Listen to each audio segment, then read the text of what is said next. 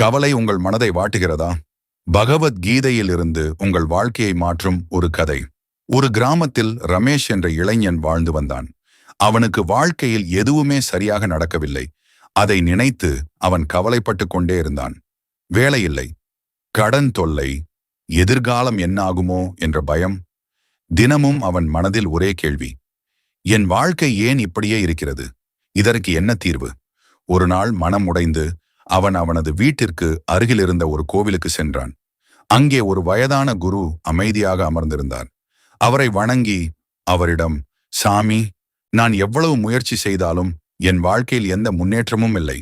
அந்த கடவுள் எனக்கு உதவ மாட்டாரா என்று கேட்டான். அதை கேட்ட குரு மெதுவாக சிரித்தார். பிறகு சொன்னார், பகவத்கீதையில் பகவான் ஸ்ரீ கிருஷ்ணர் கடமையை செய், ஆனால் அதன் பலனை நினைத்து கவலைப்படாதே என்று சொல்கிறார். அதன்படி உன் வாழ்க்கையை வாழ்ந்து பார். உன் வாழ்க்கையில் மாற்றம் வரும். ரமேஷ் அந்த பெரியவர் சொன்னதை கேட்டு மனம் குழம்பியபடி, பலனை நினைக்காமல் எப்படி வேலை செய்வது என்று கேட்டான். அப்போது குரு மீண்டும் சொன்னார், ஒரு விவசாயி விதையை மண்ணில் விதைத்தான். அவன் தினமும் மண்ணை தோண்டி பார்த்தால் அந்த விதை முளைக்குமா? முளைக்காது. அவன் செய்ய வேண்டியது என்ன?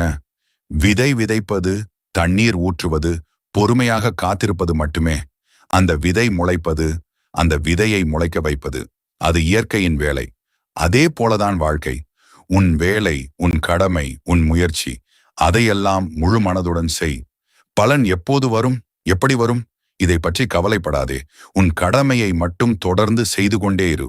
இதுதான் பகவத்கீதையின் மூலம் உனக்கு பகவான் கிருஷ்ணர் சொல்வது. அந்த பெரியவர் சொன்னதை கேட்ட நாளிலிருந்து ரமேஷ் மாறினான். வேலை கிடைக்குமா என்ற பயமில்லாமல் தினமும் தன் திறமைகளை வளர்த்து கொண்டான். கடன் தீருமா என்று கவலைப்படாமல் கிடைத்த வேலையை நேர்மையாக செய்தான். மெதுவாக ஒரு நல்ல வேலையும் கிடைத்தது.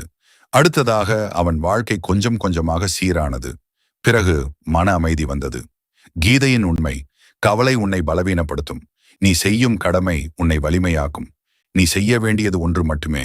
இன்றைய கடமையை எதுவோ அதை மட்டும் நேர்மையாக செய்.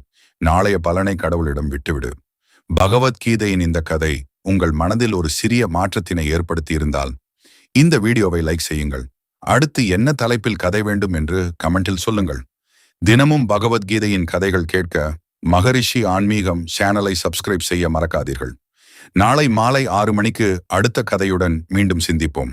ஓம் நமோ பகவதே வாசுதேவாயம். சர்வம் கிருஷ்ணார்ப்பணம்.